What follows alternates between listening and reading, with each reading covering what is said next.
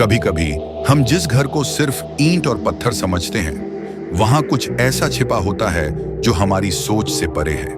आज की कहानी उसी खौफनाक घर की है, जो बगल में होते हुए भी आपको चैन से सोने नहीं देगा। क्या आप इस डर का सामना कर पाएंगे? अगर आप बहादुर हैं, तो इस कहानी को सुनिए। लेकिन एक बात याद रखें, कुछ दरवाजे कभी नहीं खुलने चाहिए।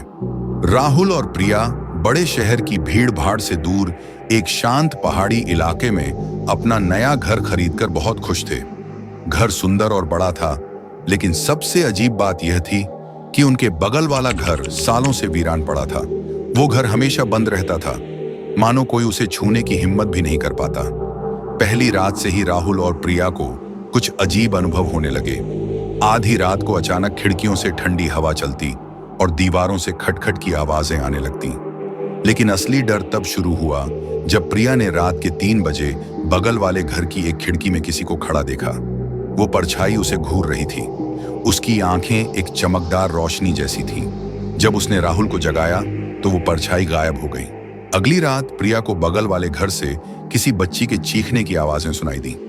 जब राहुल ने ध्यान दिया तो उन्हें भी वही आवाजें सुनाई देने लगीं। ये आवाजें रात में और भी खौफनाक हो गईं। ऐसा लगने लगा जैसे वो बच्ची मदद मांग रही हो, मगर उसकी आवाज दिल दहला देने वाली थी। राहुल ने अगले दिन गांव के एक बुजुर्ग से इस बारे में बात की। उन्होंने बताया कि उस घर में पहले एक परिवार रहता था, लेकिन उनकी बेटी की रहस्यमय मौत के बाद से ही वह घर वीरान हो गया। राहुल और प्रिया को यह सुनकर सिहरन हुई, लेकिन बात यहीं खत्म नहीं हुई।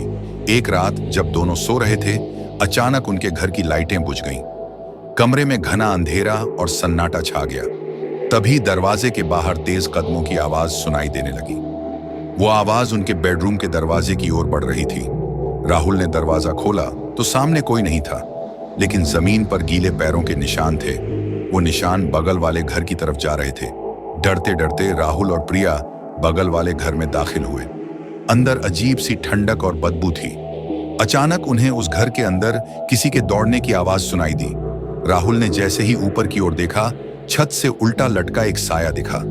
वो साया एक बच्ची का था, जिसके चेहरे पर जख्म थे और उसकी आंखें सीधे प्रिया को देख रही थीं। वो चीख रही थी, मुझे बचाओ, मेरी मौत का बदला लो। राहुल और प्रिया वहीं बेहोश होकर गिर पड़े।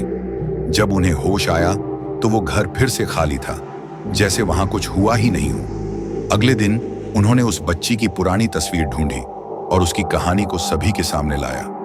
कहा जाता है कि उसके बाद उस आत्मा को शांति मिल गई, लेकिन कहते हैं अगर कोई नया उस घर के पास जाता है तो वो आत्मा फिर से जाग जाती है और उस वक्त कोई भी उसे रोक नहीं पाता। अगर आप इस डरावनी कहानी ने आपको डरा दिया, तो सोचिए वो घर कितना खौफनाक होगा जो सालों से वीरान पड़ा है। अगर आप और भी खौफनाक कहानियों का सामना करना चाहते हैं तो हमारे चैनल को सब्सक्राइब कीजिए, वीडियो को लाइक कीजिए और हाँ, अगली बार जब रात में कोई दरवाजा खटखटाए तो देखने से पहले सोचिए क्या ये कोई इंसान है या कुछ और।